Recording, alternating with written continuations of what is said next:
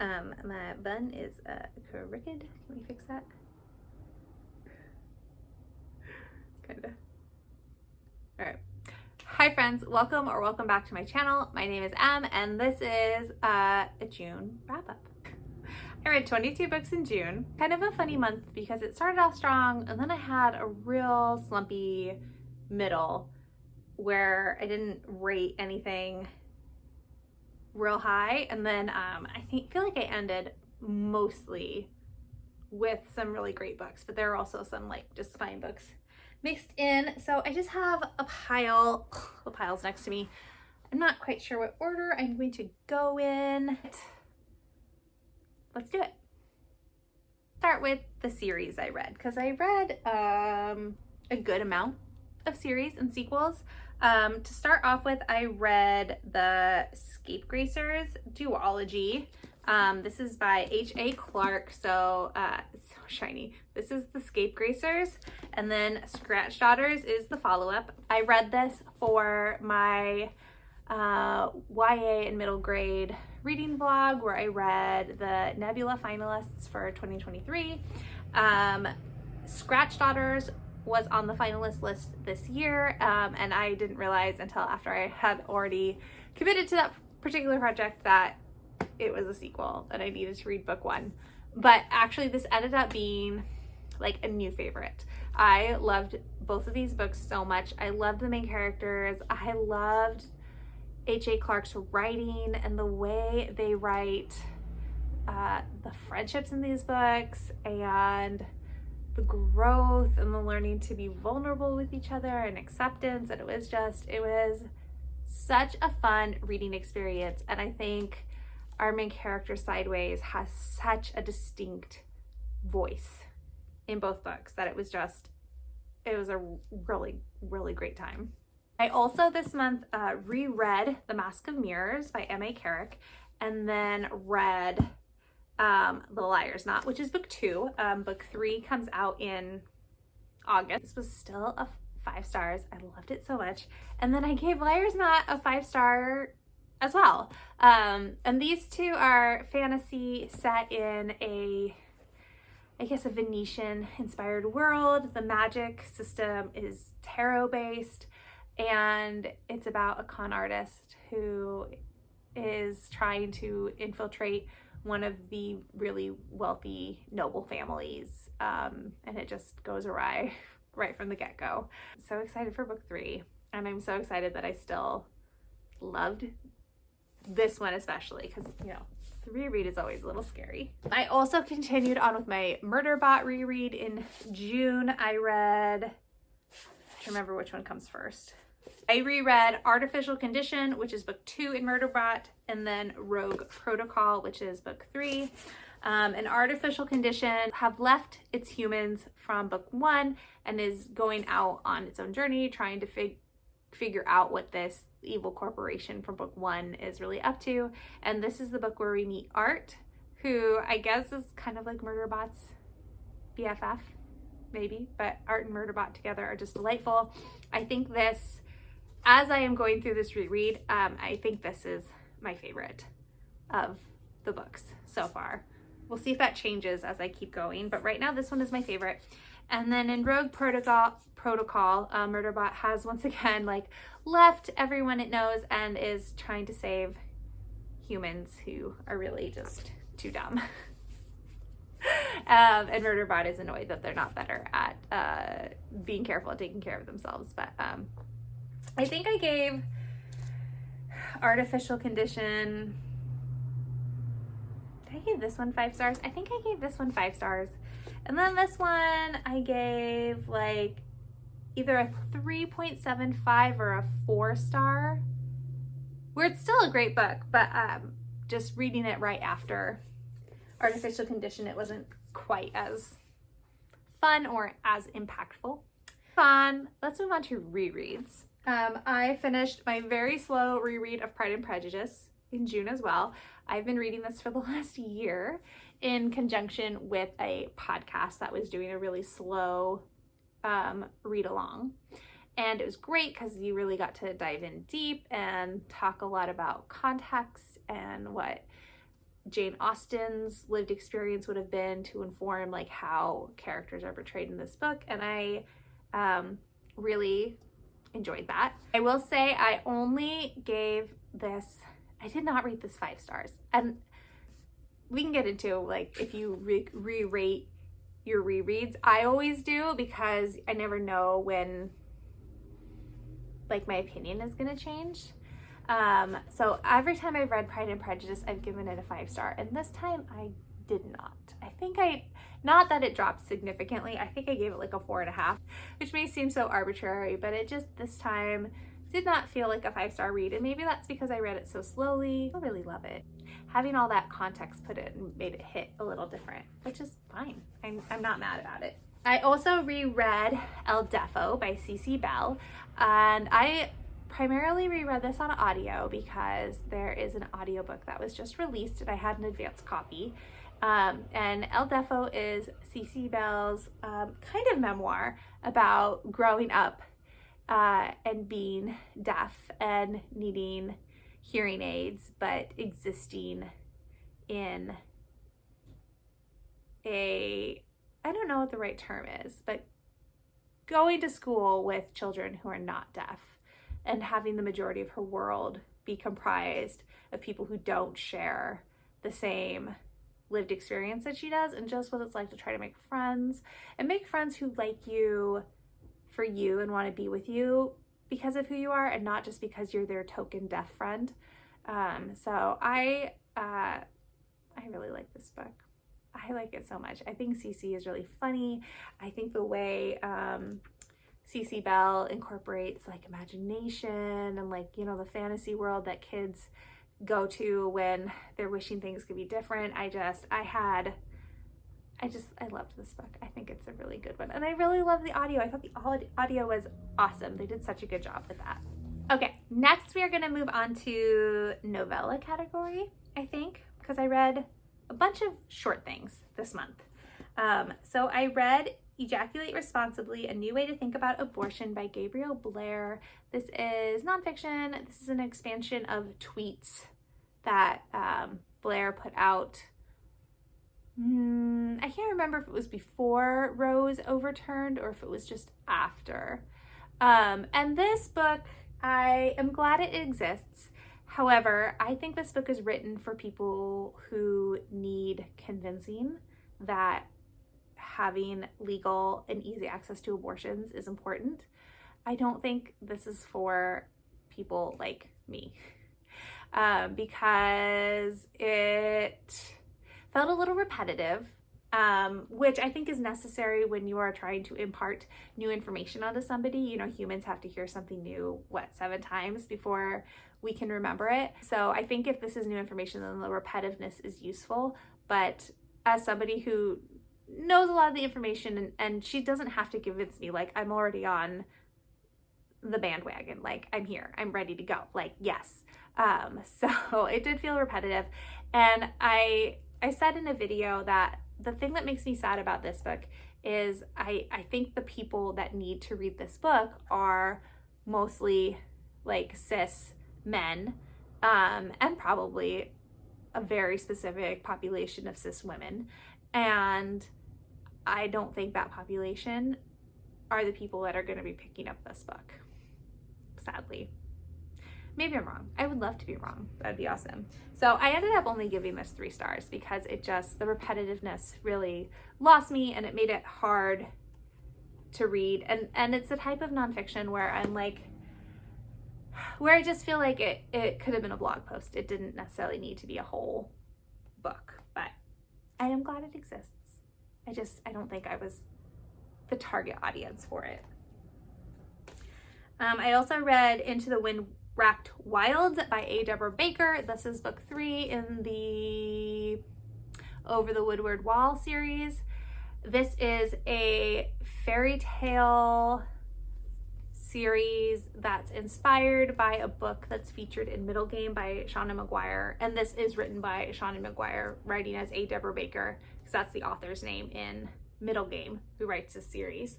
And I really love this series. It's like fairy tale, but like for grown-ups, so it's got that same kind of cadence that fairy tales have in their storytelling. It's got the moralizing that fairy tales have, but moralizing for grown-ups living in 2023. I think the writing is really lyrical. I love the characters and what they're learning about themselves. I very much recognize that this probably is not for everybody, but it is great for me, and I really loved it. And I can't really do a plot because we're just continuing what's been happening. It's Zib and Avery are just trying to get out of this world that they have fallen into. Oh, you know how I described it to a friend was, it's like if you like the Wayward Children series, this is like a series just in a specific door with the same characters instead of going to all the different worlds that you go to in the Wayward Children series. I don't know if that helps, but maybe it will. I decided to sit on the floor today. My knees are not, my knees and my back.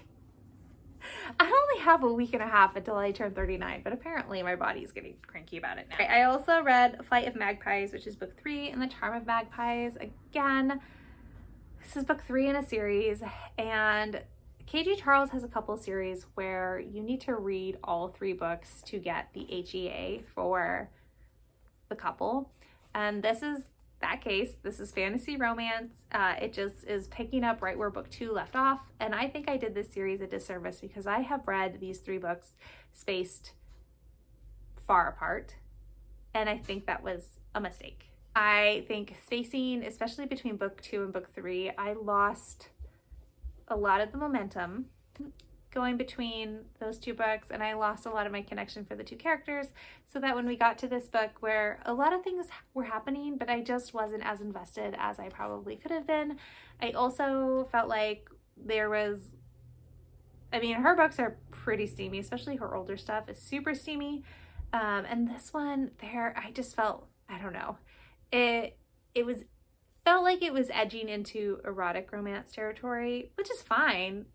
That wasn't what I was looking for. So it wasn't what I wanted in this book. But I'm so glad to have finally wrapped up the series because these books have been on my shelves just taunting me for months. I also read Little Slice of Hell by Cleo Evans. This is erotic romance. This is monster romance. I did not give this a rating because I read this purely because I was curious to see what the hype was, because this is a pretty popular series, I think, if you like monster romance, and I just wanted to see what the buzz was, and it's not for me, but I totally get why it's so popular and understand the appeal to the people that love it. So but like I said, I didn't rate it because it's I knew this wasn't going to be for me, and I didn't want to throw that out there. And then the last novella I read this month was 9 Goblins by T. Kingfisher. This is an old one from her, but I'm continuing my T. Kingfisher deep dive, and this was really cute. It's about a infantry of goblins who at a battle, because humans and the goblins are at war, and at a battle, a wizard accidentally opens up a portal, and that particular infantry of goblins falls through the portal and ends up in the human kingdom far away from their home, and they have to make their way back without being killed. And I just, again, T. Kingfisher is so funny, and I love how she writes her characters, and this band of goblins was so funny, and it was also so heartwarming and also sarcastic, and it was just, I just enjoyed it. It was a good time. Okay, I think I lost my categories, so now I think I'm just gonna go in order now that I lost my categories. I read The Mirrorwood by Deafo Fagan. This was also for my YA middle grade Nebula project, and this one was, again, it was fine. It's a fantasy world where our main character Fable is born without a face, and so she borrows other people's face by touching them, and that's the face she wears. And her family has hidden her whole life because having magic like that is considered a crime in this kingdom. And so she goes on an adventure to free the kingdom from the curse that they are under, so that with the hope that then she would be able to have her own face and not always needing to borrow someone else's. And this was fine. It was fine. Again, I probably would have liked it more if I had read it at a different time, but because of where it landed in the sequence of books I was reading, it just wasn't as bright and sparkly as the other things. And so I think I gave it like a 3 or 3.25. But not because there's anything wrong with the book, just because of where I was when I read it. I also read Ruby Finley versus the Interstellar Invasion for the same reason that I read Mirrorwood. And this is a contemporary sci-fi. Ruby wants to be an entomologist, and one day she finds a bug in her yard that she does not recognize. And so she catches it in a jar and she takes it up to her room and she posts a picture on Twitter to see if anybody else knows what it is. And not even 5 minutes after she posts the tweet, these government agency people show up at her house to collect the bug, and when she goes up to get the jar, the bug has burned through the glass and burned through the window of her room and disappeared. And so then it's her trying to find the bug before the federal agents do, and it was an adventure. It was fun. I loved how science-driven it is, but then like Ruby's also like wants to play video games with her friends and go ride her bike, and she felt like such a real kid, even while dealing with this possible like alien invasion. Also read Emily Wilde's Encyclopedia of Fairies by Heather Fawcett. I struggled with this one. It took me a long time to figure out my rating, and even now I don't remember what my rating is. But I did read this at the very beginning of the month. But this is a historical fantasy-ish told in journal entries. And Emily Wilde is a professor of fairy lore, and she is in what we were given to understand is kind of like a Netherlands style country to study the fair folk and their relationship with this village that she is staying in.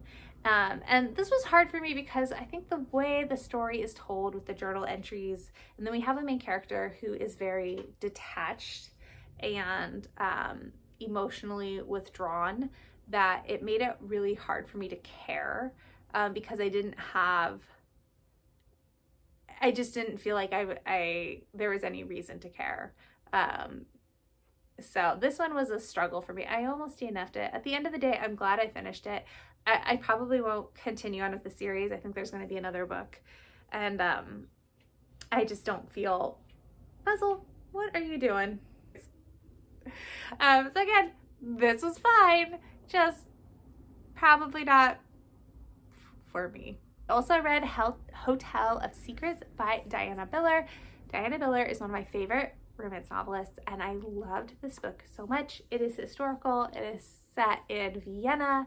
I loved our main character, Maria. She owns a hotel that has been in her family for a couple of generations, and her mother did a really bad job of managing the hotel, and it's kind of fallen into disrepair, and Maria is working to bring them back and to revitalize the hotel, and I just loved it. And then the love interest, Eli, he is from America, and he is in Vienna because there is a financial discrepancy with the American ambassador's office, I think, and he has been sent there to figure it out, and also kind of banished to Europe because he's causing problems. His own agency and his boss just kind of wants him out of the way, so they send him to Vienna. And I just love the two of them. Eli is such a sweet cinnamon roll, and Maria is so freaking competent, and I just loved it. It's so sweet. It made my chest hurt in like the best way, you know, that like ache when you really love something. Oh, it's so good. I did read the last book in Paladins Hope by T. Fisher. Again, this, as like the other two, we follow another paladin, and the person he is falling in love with. It continued on a little bit of the plot from Paladin's Grace and Paladin's Strength. But we had a queer romance in this, which was lovely, and I really loved Piper. He's a leech doctor, which is like I think kind of like a mortician is what we would equate it to. So he deals with the dead a lot. And so he doesn't have a lot of practice being around people, and he rambles when he's nervous, but he's so sweet and so kind and is just wants to take care of people. And then I can't remember his paladin's name. It starts with a G.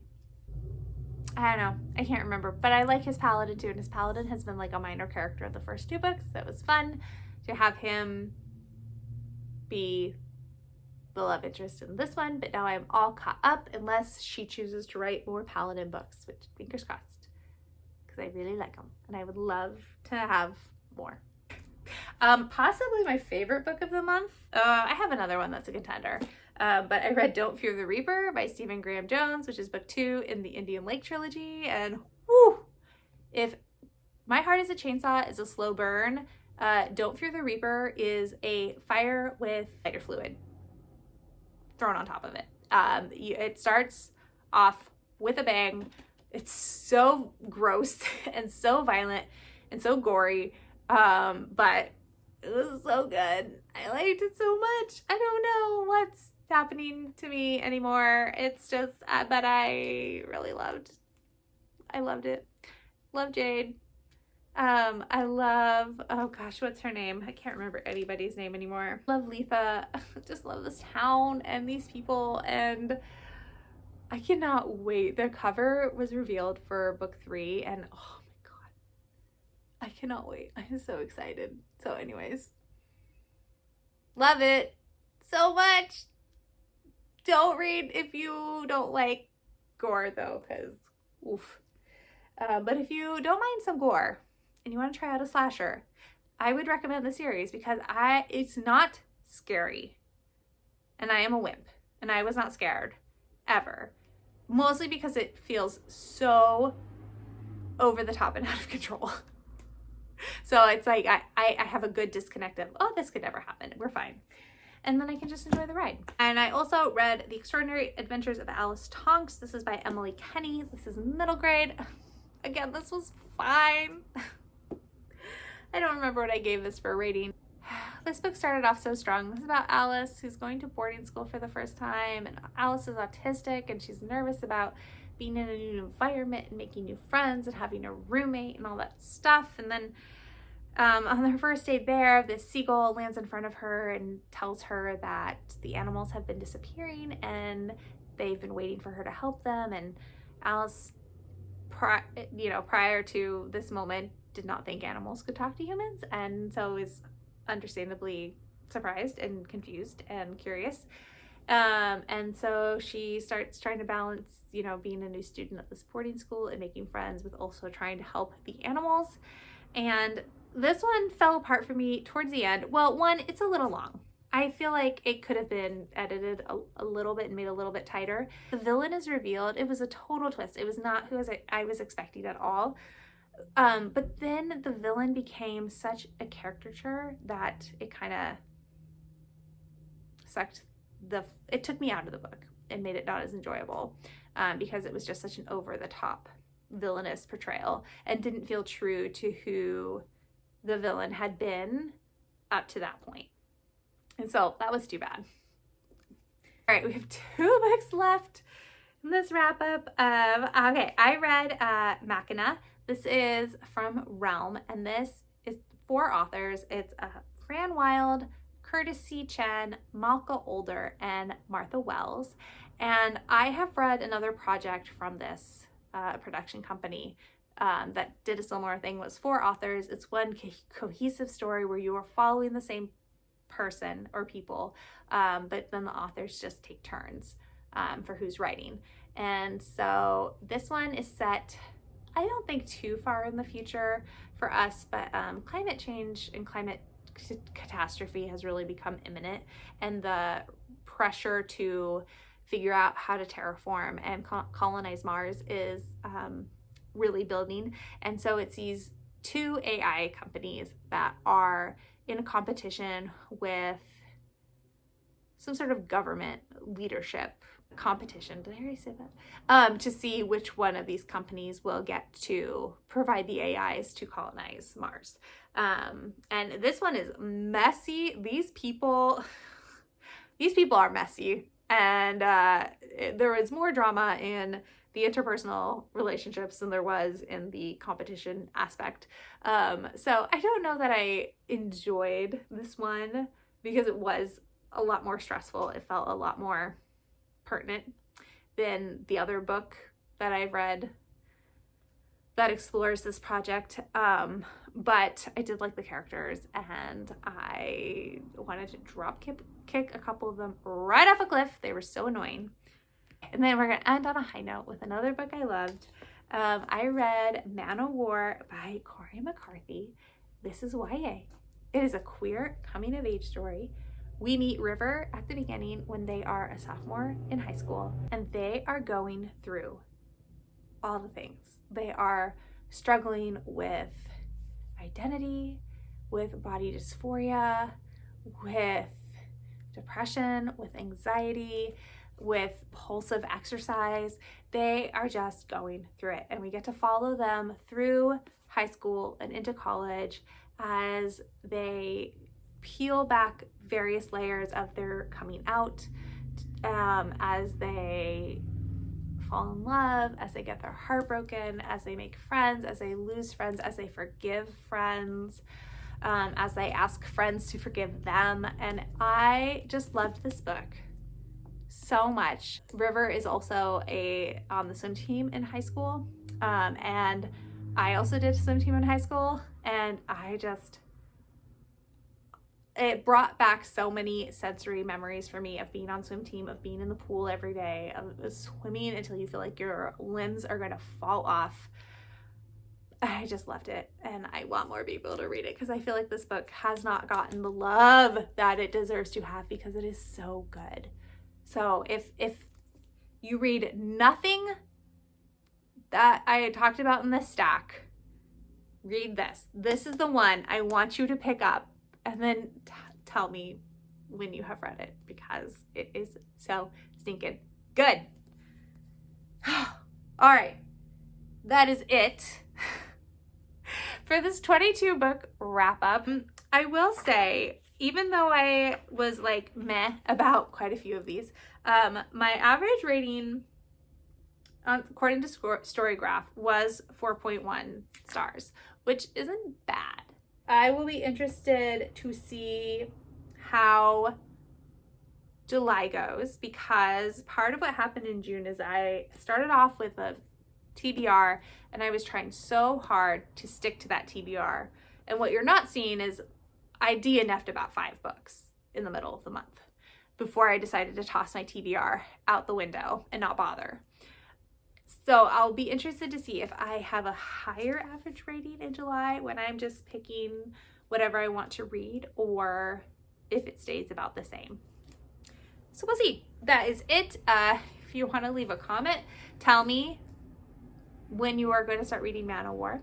And if you just want to leave an emoji, let's do a swimmer emoji. I think that's an option.